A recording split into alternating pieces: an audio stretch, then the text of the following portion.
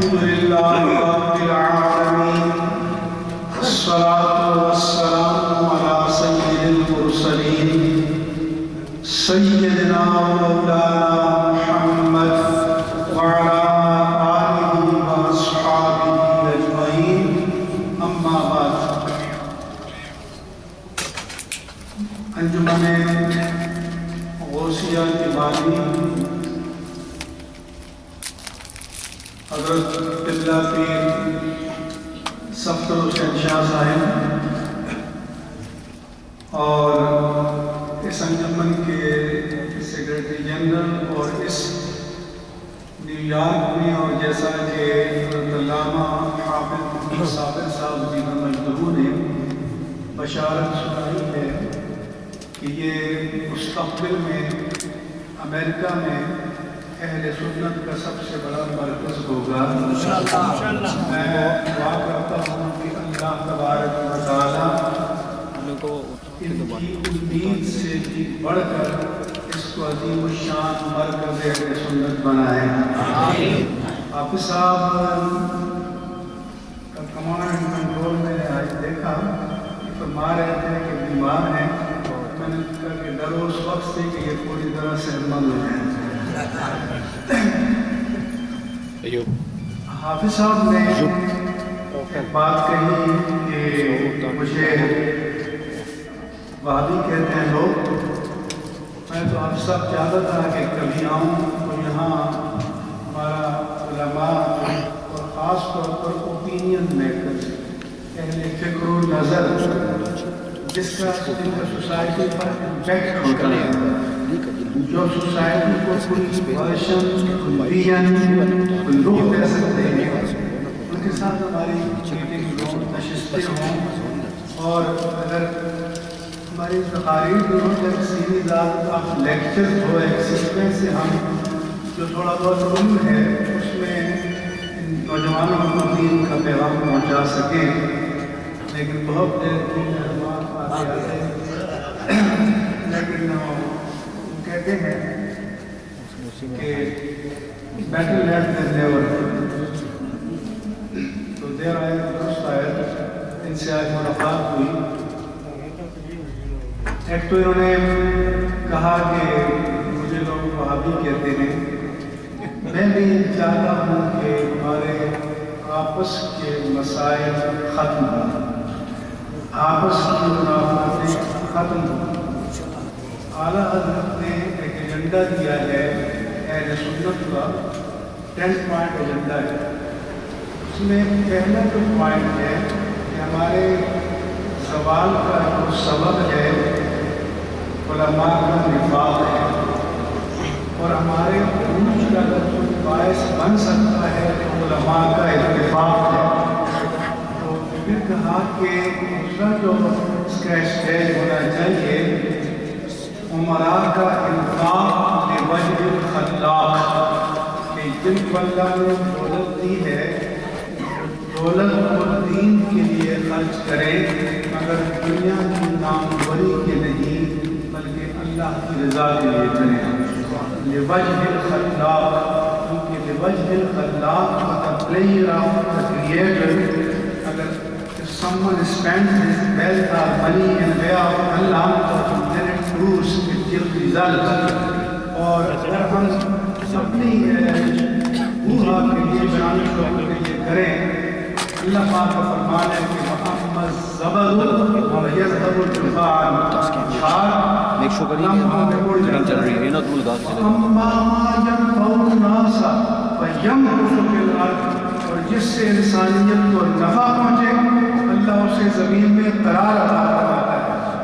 اور زمین میں قرار کا مطلب یہ ہے کہ اس کے اثرات اس کے ایفیکٹس اس کی پروڈکٹیوٹی اس کریٹیوٹی وہ پریویل کرتی ہے اور the long run پریویل کرتی ہے. تو اللہ نے یہ فرمایا کہ تحمل شاق بقدر الطاق کہ every one of us should prepare himself for the difficult conditions, circumstances to the maximum of his potential.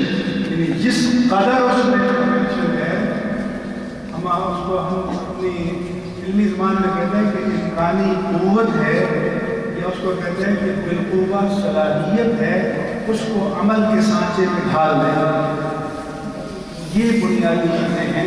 پھر جو انہوں نے اپنا بیان کیا، اعلیٰ حضرت نے فرمایا کہ ہمارے دو چیزیں ہیں کہ صحیح العقیدہ اہل سنت و جماعت میں تھوڑے بہت مسائل ہوں تو ہم یہ بھی کرتے رہتے ہیں کہ لوڈ شیڈنگ ہوتے رہتے ہیں، ڈاؤن سائزنگ ہوتے رہتے ہیں، لگتا ہے کہ بہت زیادہ ہو گیا، تو میں کہتا ہوں کہ ڈاؤن سائزنگ چھوڑ دو، لوڈ شیڈنگ بھی چھوڑ دو اور سوراخ بھی چھوڑ دو۔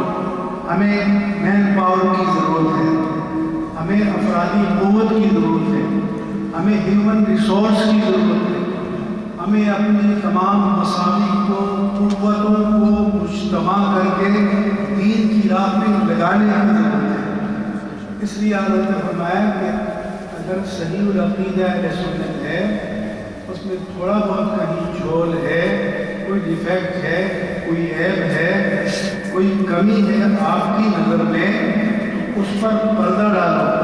فرمایا کہ اگر تم اس کی تشہیر کرو گے تو اس سے جو دین کو فائدہ پہنچ سکتا ہے اس کو نقصان پہنچ جائے گا۔ اس سے میں چاہتا ہوں کہ ہم اور فرمایا ہاں جو ظاہر و باہر دشمن دین ہے اس کے تمام معاملات کو علانیہ بیان کرو تاکہ لوگ اس کے دھوکے میں نہ آئیں۔ یہ دونوں چیزیں امام اہل سنت امام احمد رضا قادری رحمہ اللہ تعالیٰ نے بیان فرمائی۔ اب وقت ہے کہ ہم ایک مینیمم ایجنڈا کہ کون اہل سنت ہے اس کے لیے طے کریں اور اس پر ہم سب ایک دوسرے کو ایڈجسٹ کریں اور ہم مل کر اپنی قوتوں کو جمع کریں، اور آنے والے وقت میں جو لوگ آئیڈیالوجیکل ہیں، جو لوگ نظریاتی ہیں، وہ میدان میں کھڑے رہ جائیں گے۔ مقابلہ علم کے میدان میں ہوگا، مقابلہ تنظیم کے میدان میں ہوگا، مقابلہ انسٹیٹیوشنز کے میدان میں ہوگا۔ تو اب یہ جو اتنا ہمارا بڑا مرکز ہے، میری دعا ہے کہ ہمارے یہاں اردو میں کہتے ہیں کہ سوری اور مانوی طور پر بڑا بنے۔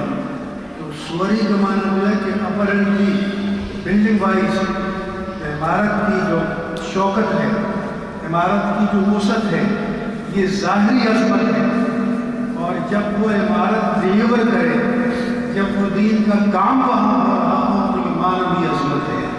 تو جب دونوں عظمتیں جمع ہو جاتی ہیں تب ڈیلنگ بھی آتی ہے اور تب سوسائٹی کو، تب معاشرے کو فائدہ پہنچتا ہے۔ تو میں یہ چاہتا ہوں کہ بجائے اس کے کہ دنیا ہو، فاصلے ہوں، ہیزیٹیشن ہو، ایک دوسرے کے ساتھ ایڈجسٹیبلٹی ہو۔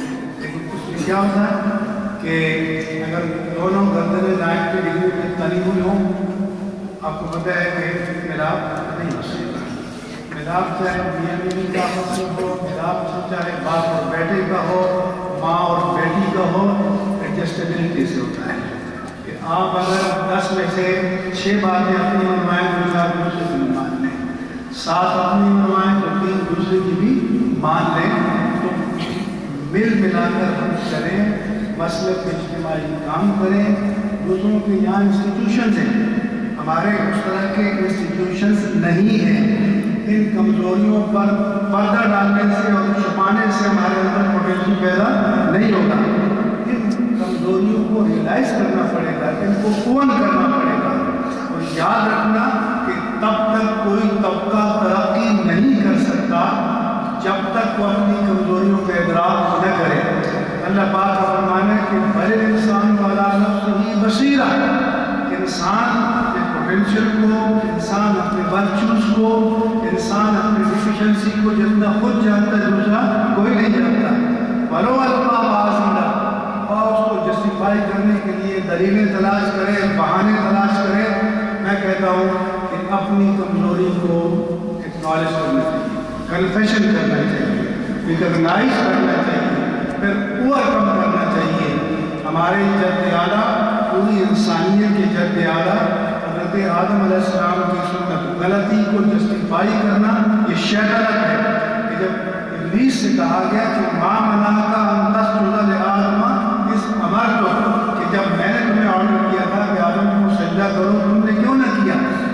اس نے کہا کہ خلقتنی من نار و خلقتہ من طین. اس نے اپنی سرکشی، اپنی بغاوت، اپنی نافرمانی کو جسٹیفائی کیا، لاجک کا سہارا لیا، دلیل کا سہارا لیا کہ اللہ تم نے مجھے آگ سے بنایا، ایسے مٹی سے بنایا، آگ لذیذ ہوتی ہے، مٹی کثیف ہوتی ہے، لذیذ کی سے اعلیٰ ہوتی ہے، اعلیٰ ہو کر ادنا کے سامنے کیسے جھک جاتا ہے؟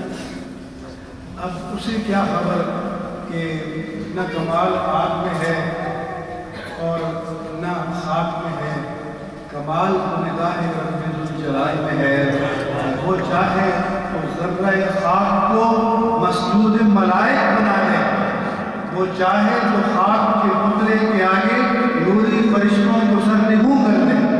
تو عزت تو اس کے پاس ہے، وَلِلَّهِ الْعِزَّةُ وَلِرَسُولِهِ وَلِلْمُؤْمِنِينَ. اور آدم علیہ السلام سے جب ایکسپلینیشن کال ہوا کہ ہم نے روکا تھا اس درخت کے پاس کیوں چلے گئے، نے کہا کوئی عذر نہیں، کوئی بہانہ نہیں، کوئی دلیل نہیں، کوئی لاجک نہیں، کوئی جسٹیفیکیشن نہیں. ربنا ظلمنا انفسنا وان لم تغفر لنا وترحمنا لنكونن من الخاسرین. یا اللہ کوئی بہانہ نہیں، بس خطا اجتہادی ہو گئی، کوئی کریم ہے معاف فرما دے. انسانیت اس کا نام ہے. ہمیں سب کو اپنی کمزوریوں کو تسلیم کرنا چاہیے اور سب کو مل کر ہمیں اپنی کمزوری کو طاقت میں تبدیل کرنا چاہیے. اور میں چاہتا ہوں کہ بڑا مرکز ہے تو بڑے مرکز کو پہل کرنی چاہیے، بڑے لوگوں کا بڑا دل ہونا چاہیے، بڑے لوگوں کا بڑا حوصلہ ہونا چاہیے. اور یہ بڑی اچھی بات تھی اور میں اس کو ویلکم کرتا ہوں اہل سنت کی طرف سے.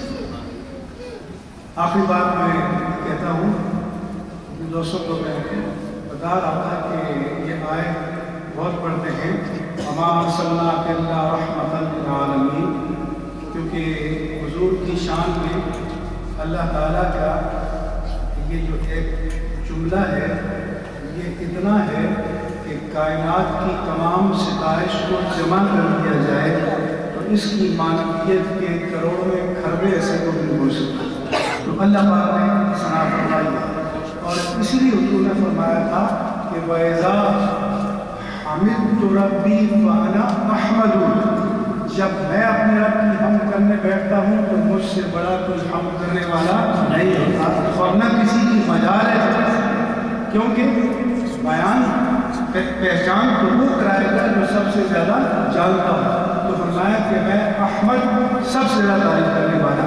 وَإِذَا حَمِدَنِي رَبِّي فَأَنَا مُحَمَّدُ، جب میرا رب میری تعریف کرتا ہے تو میں محمد ہوتا ہوں. تو صفت پوچھو محمد سے خدا کی، خدا سے پوچھئے شان محمد.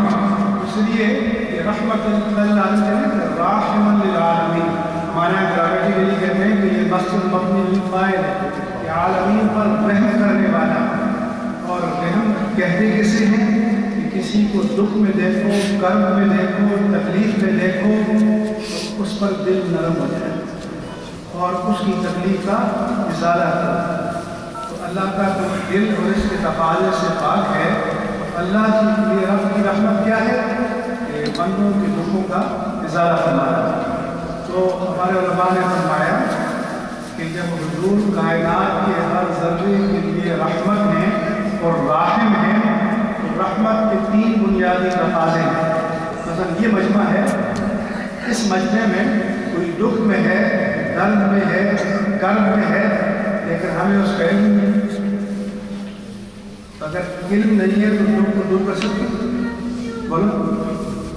کسی کے درد کا ہمیں پتہ نہیں تو اس درد کا مداوع کر سکتے ہیں؟ تو پہلے ہے کہ ہر کائنات کے ذرے کا، ہر فرد کا درد معلوم ہونا چاہیے.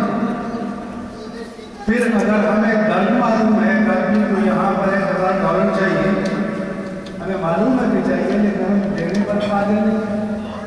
دکھ کا مداوع کر سکتے ہیں؟ تو دکھ کا مداوع کرنے کے لیے دکھ کے ازالے کی طاقت بھی ہونی چاہیے.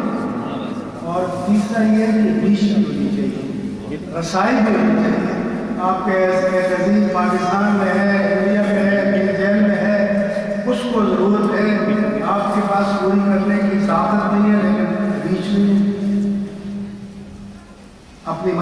جا نہیں سکتے تکلیف دور نہیں. تو جب میرے آقا کائنات کے ہر ذرے کے لیے رحمت ہیں، اس کے معنی ہے کہ ہر ایک کے دکھوں کا بھی آپ کو پتہ ہے، اس کے معنی ہے کہ ہر ایک کے دکھوں کا مداوع کرنے کی طاقت بھی آپ کے پاس ہے اور اس کی رسائی بھی آپ کے پاس ہے. تو جب اللہ پاک نے آپ کو رحمت بنایا، اللہ پاک نے آپ کو وہ علم بھی عطا فرمایا کہ ہر ایک کے درد کو، ظاہر کو، باطن کو جان سکے. یہ طاقت، تصرف اور اختیار بھی عطا فرمایا کہ ہر ایک کے دکھ اور درد کا مداوع کر سکے، اور یہ رسائی بھی عطا فرمائی. چاہے آپ مدینہ منورہ میں روضہ رسول میں آرام فرما ہو، کائنات میں جہاں کوئی پکارے کہ یا رسول اللہ انظر حالنا یا حبیب اللہ اسمع قالنا اننی فی بحر غم غرق خذ یدی سہل لنا اشکالنا، ہمارے آقا وہاں بیٹھ کر بھی سب کے دکھوں کا مداوع کر سکتے ہیں. کاش کہ ہمارے اندر وہ درد ہو، کاش کہ ہمارے اندر وہ تڑپ ہو، کاش کہ ہمارے اندر وہ جذب و جنون ہو جو اپنے آقا کی رحمت کو اپنی جانب متوجہ کر سکے.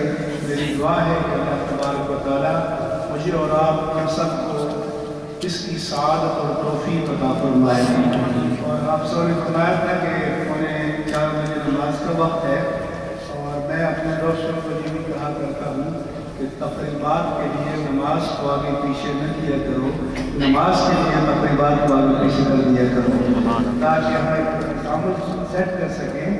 ہمارے یہاں سب وہی ہوتا ہے کہ اصل کے بعد چل رہا ہے، ٹھیک ہے تقریریں ہوتی جائیں، مکروہ وقت آ جائے گا، کچھ نماز پڑھیں گے کچھ نہیں پڑھیں گے، تو ان تقریروں کا کیا فائدہ کسی کی ایک نماز بھی اگر صحیح وقت پہ ادا نہ ہو سکے. اس لیے میں اس پر بھی ویلکم کرتا ہوں. انہی کلمات پر اپنی گفتگو کو ختم کرتا ہوں. وما علیہ